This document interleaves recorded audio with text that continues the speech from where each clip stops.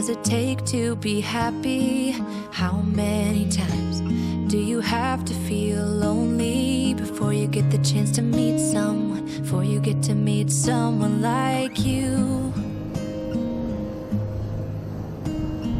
How many songs can you write about heartbreak? How to go when you're fed up with mistakes? 船坂の村を歩く。今回は国境の島、長崎県対馬島の行政経済の中心である伊豆原の町です。まずは伊豆原港から伊豆原本川に沿った商店街を歩きます。今、長崎県は対馬、伊豆原という町に来ています。伊豆原の町はですね、対馬の中心の、町でありまして、城下町ですね。で、ここに川が流れておりますけども、この川沿いに、川に沿ってですね、町ができています。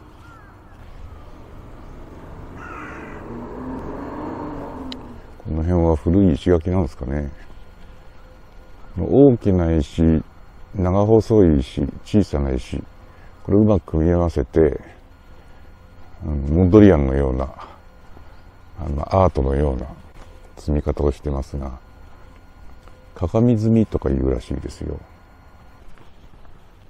まずはこの川沿いの道を歩いて行ってみましょう。伊豆原の中心を流れる伊豆原本川。この川沿いには、これは海から向かって右側ですかね。この通りが国道382号線。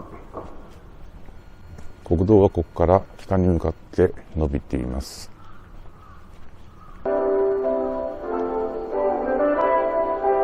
7時の時報です。この小写真は伊豆原本川沿いの川端通り、そして現在目抜き通りになっている馬場筋通りです。とんでもなく高い塀が見えますけれどもね、石塀です。こっちから見た方がわかるかな。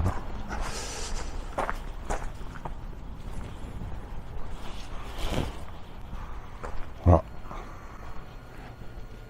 ひきりというもので、非常にこの対馬というのは風が強いところでありましてですね、火事の時に延焼していくんですね。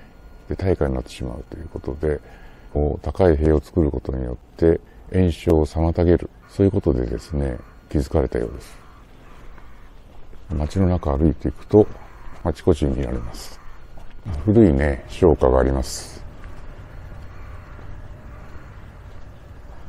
特徴がね、この側面に見られるんですね。このようにレンガをね、側壁に積んでいます。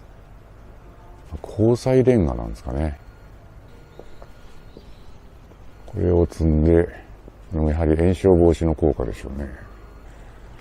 ここは2階の屋根までレンガを積んでます。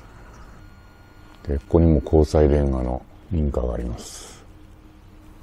紅彩レンガとは、英語表記でスラグブリック。鉄を精錬するときに出る非金属製のカスである紅彩を用いて作られたレンガのことです。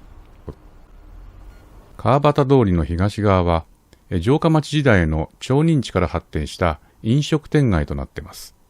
そこから北へ進んでいきまして、武家屋敷の面影を残す町並みを歩きます。ここは伊豆原本川から東へ2本入った通り。ここはかつての遊郭であった場所だそうです。なんとなく雰囲気あるでしょう。そうね、料亭があったりします。この付近にはかつて立ち神と呼ばれた遊郭があったそうで、文献によりますと貸し座敷が8軒あったそうです。その名残かはわかりませんけども、料亭建築がわずかに残っています。この黒い建物も現在はモダンな外観の宿泊施設のようですが、よーく見ると和風の料亭建築であったであろう衣装が見られます。こちらの建物は白泉という料亭。ネットで調べてみたんですが、詳しい情報が得られなかったので、もしかするとすでに閉館しているのかもしれません。料亭らしい外観やインテリアもそのままのようです。この長屋建築も確かなことは分かりませんが、夜の飲食店の一部だったような気がします。そしてね、こっからがね、スナック街。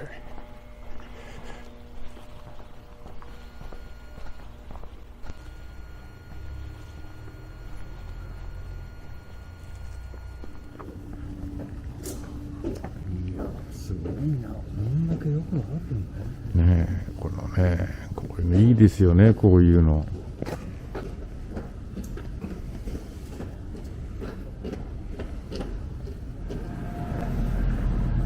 でもね、この錆びれた感じはないからすごいな、これ。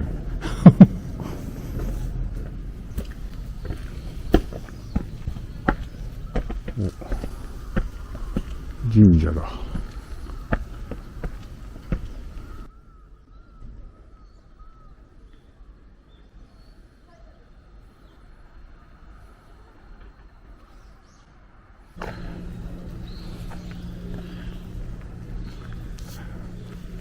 スナックポポロ。こ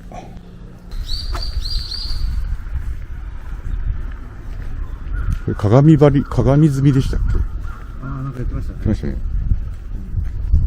ひぎり、ひきりと呼ばれる炎症防止壁。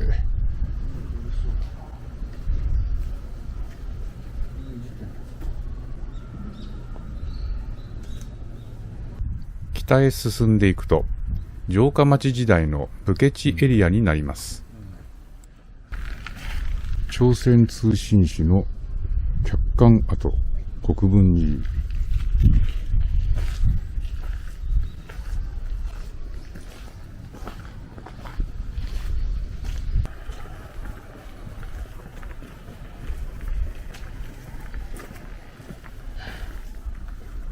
この伊豆原の町、近世の城下町は府中と呼ばれていましたが、南と北にお城あるいは藩主の屋敷があったことから、武家屋敷町は南北に長く形成されています。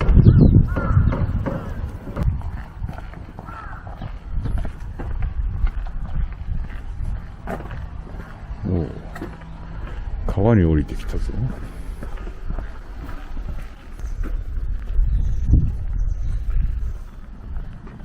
あ、すごい続いてる。ちょっとこれ行っていいですかね。面白そうですよ。これ絵的に。いやー、長いぞ。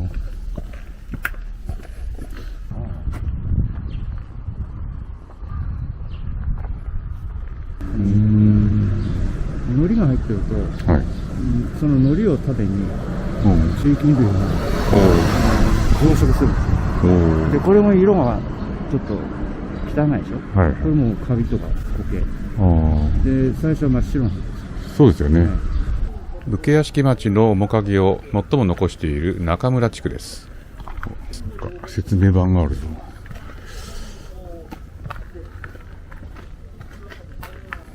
伊豆原本川の上流にあたる一の川は、まっすぐ走る国道382号線を右に左に交差しながら蛇行しているんですが、その川に沿って武家屋敷町が続いています。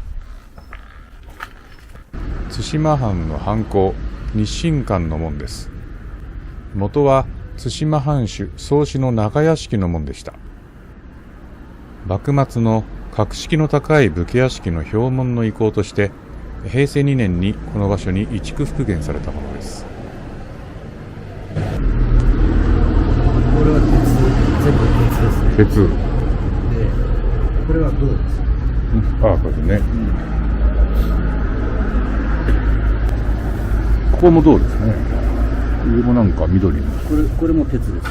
鉄ですか。あ、そっか。こっちは銅で、それで上のこう金色になってるのがメッキですね。多分鍍金だと思うんですよ。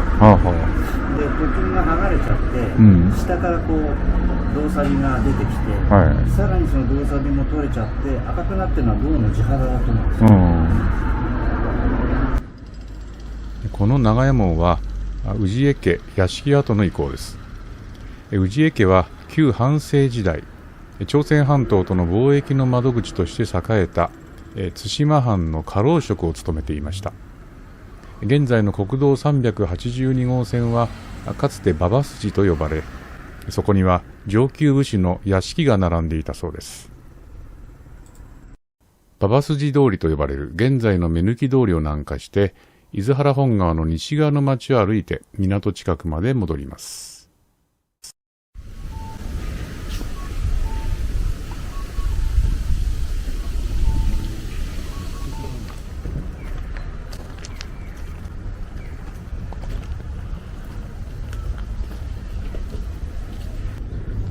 伊豆原八幡宮南側の町並みです。この辺りは宗氏の居館となっていた金石城の近くになっていて、現在でも立派な石垣石塀や門、主翼をしつらえた屋敷が並んでいます。ここ数年ですね、韓国からのお客さんが増えて、この島が湧いてたんですね。それでこういった大きなホテル、ビジネスホテルができているということです。ここにも高い石塀が出てきました。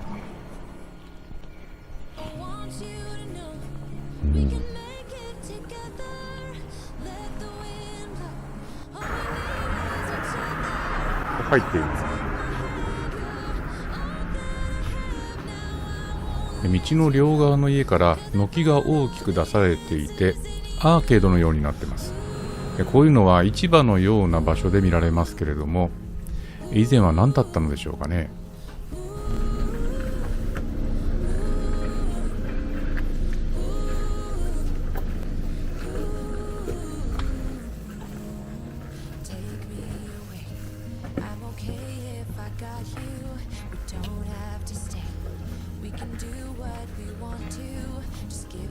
ここにもありました。ひきりと呼ばれる高い石塀。3メートルはありますかね。道幅が狭い場所なので迫力があります。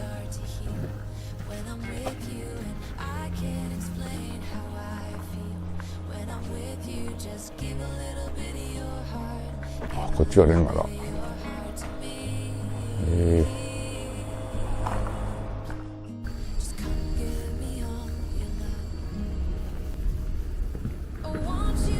明治20年創業の対馬醤油江口商店です。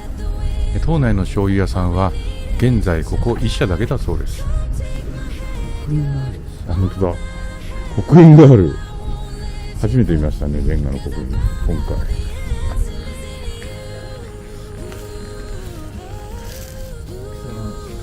でかいですね。